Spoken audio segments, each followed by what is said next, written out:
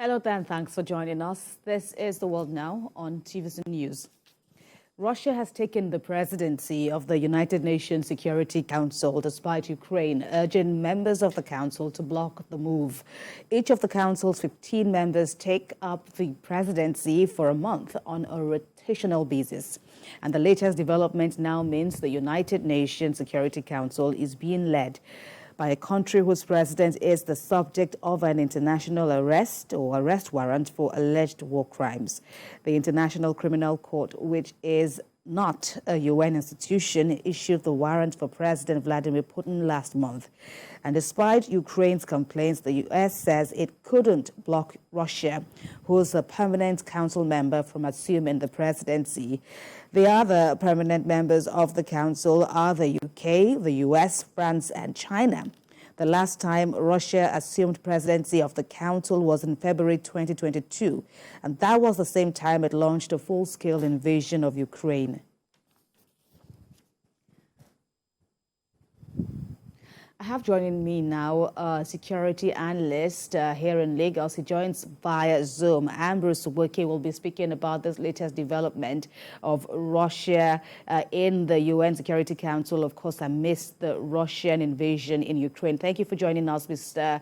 Igboke. But what for you is the significance of this Russian presidency of the Security Council?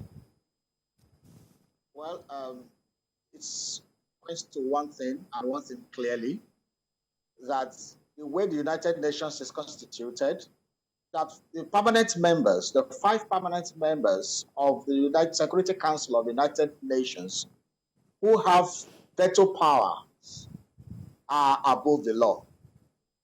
They are above the law. Each of these countries is above the law of the United Nations. And that is why over the years, each of these nations had freely invaded countries, independent nations who are members of the United Nations, and they didn't have any consequences. The United States have invaded so many countries: Vietnam, Panama, Cuba, a lot of other countries over the years, Iraq, Libya, and some other countries. The same thing, Britain have annexed Gibraltar, America annexed Guantanamo Bay, Russia has annexed Crimea and they are inside Ukraine. France has, so far, all the Francophone countries in Africa, France is still being their central bank.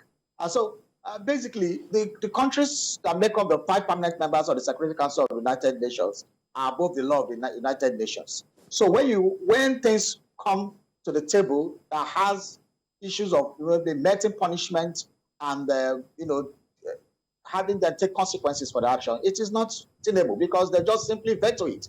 And if one country vetoes it and the rest countries of the world, subscribe to a particular resolution, and one of these 5 members of the Permanent Secretary veto it, that thing is not going to pass. The resolution is not going to pass. Mr. Igboke, would your position also include the possibility or the significance now of this arrest warrant that has been issued by the ICC for President Putin of Russia? The ICC, over the years, it has been validated that ICC issuers of warrants are for poor countries, third world countries, countries that are not powerful, countries that are, so extradition, like African countries, Latin American countries, and some countries, Eastern European countries that are not powerful. Those are the ones that get affected. But when you issue arrest warrants for Vladimir Putin, it's laughable because you know it's just a political statement, because they know that they cannot touch the president of Russia. There are their consequences. You cannot touch the president of Russia as the current configuration of global politics and diplomacy. Nobody can touch the president of Russia. There will be their consequences globally. So those issuance of arrest warrant for Vladimir Putin by ICC is the best, I would say, a window dressing. It's not going to have any effect because you cannot touch the president of Russia Federation. So now that they are assuming the president, that's why in the midst of all these warrants, in the midst of his invasion of Ukraine, in the midst of all the misgivings against the Russian president, nobody could stop Russia from taking the chairmanship of the Security Council. So that is how the global politics is configured from now. There are some people who are more powerful than the law, and that is what it is in reality. Every other statement to the contrary is just an exercise in futility. We are just discussing The without any U.S. consequences or action. The U.S., that's also a permanent member of the Security Council, has said that its hands are tied. And of course, you've already laid a background for your position. But for Ukraine now, Ukraine is saying that, this latest development shows that something is wrong, fundamentally wrong with the Security Council's architecture, and has called for reforms in this regard. What would you be proposing? I'm surprised that a president like Zelensky, who is a president of a big country like Ukraine, is talking as if he doesn't understand the dynamics of global diplomacy and politics. The United Nations was formed in 1948 as an aftermath of the Second World War. The countries, the Allied forces, and some other countries that made sure the war ended came together to say, okay, let's form a group that ensure that one country does not just wake up and declare war on the rest of the country. And those powerful countries that helped in ending the war constituted themselves to the permanent members. The Charter of the United Nations constituted permanent Security Council members to those 5 countries. That is France, Britain, United States of America, China, and Russia. Those are the 5 countries. So in the Charter also, it says that any of these 5 permanent members, any of these 5 countries, if the entire United Nations take a resolution and they veto it, it won't go. The 5 countries must be in agreement for any resolution to pass in the United Nations. And Zelensky should know this. So when the 2 of them, out of the 5, the 2 of them are flexing in terms of diplomatic muscles, and the Ukraine knows that his neighbor is Russia. The United States is far away in the American continent. Your next door neighbor who has this power, you are flexing muscle with it. And then United Nations is pushing you on the other side via NATO, and then you don't know your position in global politics, and then you are dancing to the tune of NATO. And so it's common sense to know that when the chips are down, you can't do anything to Russia. And I expected Ukraine to know that.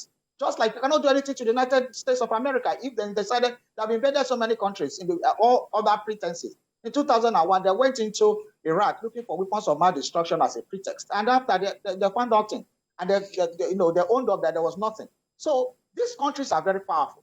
And for Ukraine to pretend not to know it, for Zelensky to pretend not to know it, is laughable. But are you saying Russia's involvement in Ukraine is a right move, despite the outcry globally? And if you're saying what they're doing, what Russia is doing is wrong, so what can one do to stop Russia?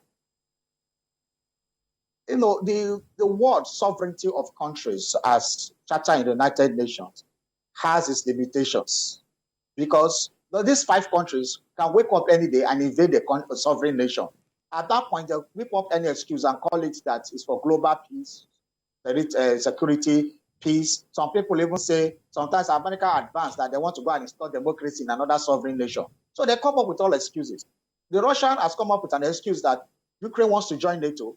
As a gentleman agreement they had with other permanent members of the Security Council, they'll say when the USSR was dissolved in 1991, that look, any of our members will not join the North Atlantic Treaty Organization, which Russia does not belong to. Remember that these bodies are forces, are both political and military forces. So Russia was not comfortable with that. And, he kept warning Ukraine not to go there, and Ukraine went there. So it is a follow-up of what has happened since almost 10 years ago, when there was a power shift. The president of Ukraine, who was, more subservient to Russia, was removed and placed with, Russia organized a pro-Russian demonstration in Ukraine, and that was what saw them go into Crimea and annex Crimea in 2014. Nothing happened. Russia annexed Crimea, nothing happened. And then Russia came again with the pretext of Ukraine joining NATO. They now went on full-scale war on Ukraine. But what I've expected Ukraine to do was to stay away from joining NATO, if not, they will cause a regional problem for them. Because this kind of diplomacy, you need to understand the basics of history and know when the chips are down. The United Nations, they are not crying that the United States did not come to their aid and the NATO forces, and they couldn't do anything to Russia. That is the reality we have on ground. We can pretend about the dynamics of nationhood, about sovereignty, about international diplomacy, about rights of countries and the rest. But these big 5 have done a lot of things against this charter and gone away with it. So Russia is doing it now. And that is why Zelensky is complaining that they have let Ukraine down. They should not have, but at the end of the day, it's only somebody who doesn't know the dynamics of international diplomacy that can say this kind of thing. And I don't expect a president of a country, especially a country like Ukraine, to make this kind of comment, because that is Ambrose the reality Igboke. we would have known before now. Ambrose Igboke, thank you very much for speaking to us on TVC News. Thank you very much for having me. Right.